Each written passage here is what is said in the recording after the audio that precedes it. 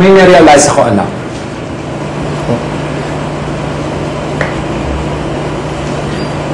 You should not sing certain songs. This is one of them. Monet, ba't ka naman naiiyak?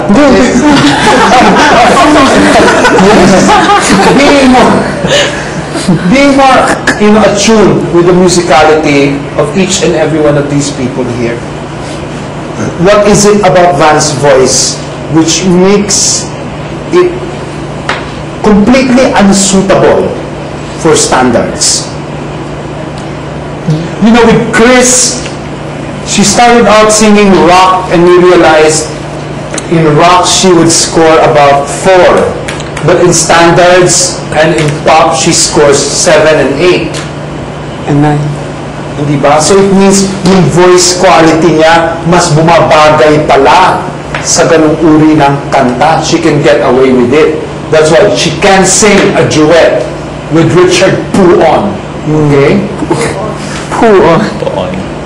But what about Van? Later assess nga Teacher Monet o Great Wise Man. Kasi wala sa listening list niya yung standards talaga eh. It takes a lot of history kasi to deliver a standard eh. And age has nothing to do with it. See, like Charlie Green is a Charlie Green is a classic. Another example is this gentleman seated beside you in two-tone shoes. I mean, he can sing standards, okay, like they have never been such standards, right? But you know, my worry about you, Van, is you can get away with flying colors singing bamboo.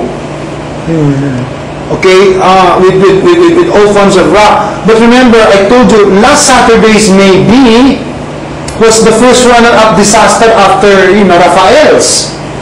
Okay? I think you should have been in the bottom 4. It's not because I don't like you. I love you as much as everybody here. Okay? So you have to be careful in the selection of songs, anak. Yes. Now, my basic worry too is if you become a professional, you just can't keep on singing the songs you want to sing. They are going to make you sing songs like this. Yeah. So maybe we should also take the advice of our great Yoda here, okay? The oversized Yoda, na dapat, anak, hindi ka lang nakikinig sa isang uri ng musika, mas malawak ang tenga mo sa pandinig mo sa iba't ibang uri ng musika, mas adept ka kaysa sa, kaysa sa, ano mo ngayon, sa kapasidad mo ngayon. Worry ko lang yun, anak.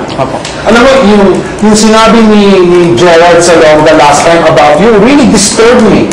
Na isa kang artistang kumakanta kaysa sa kumakantang artista. Di ba? Now, kung ang plano mo sa buhay mo, Van, ay, kalabanin si Pugoy sa pagiging the next Gerald Anderson, I mean, fine. Okay, but if you really want a career as a singer, anak, I am worried. Okay, because the standard is that's the basic grammar. Hindi ba? Before you can do an abstract painting effectively, you must know how to do the classics.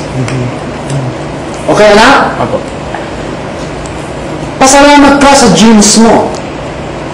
Dahil gwapo ka. Hindi talaga. Pasalamat ka, pero ayoko makilala ka bilang isang gwapo lamang. Okay? Dahil hindi ka habang buhay gwapo. Okay? Darating ang panahon, tatanda ka rin. At pag tumanda ka, ang mas bata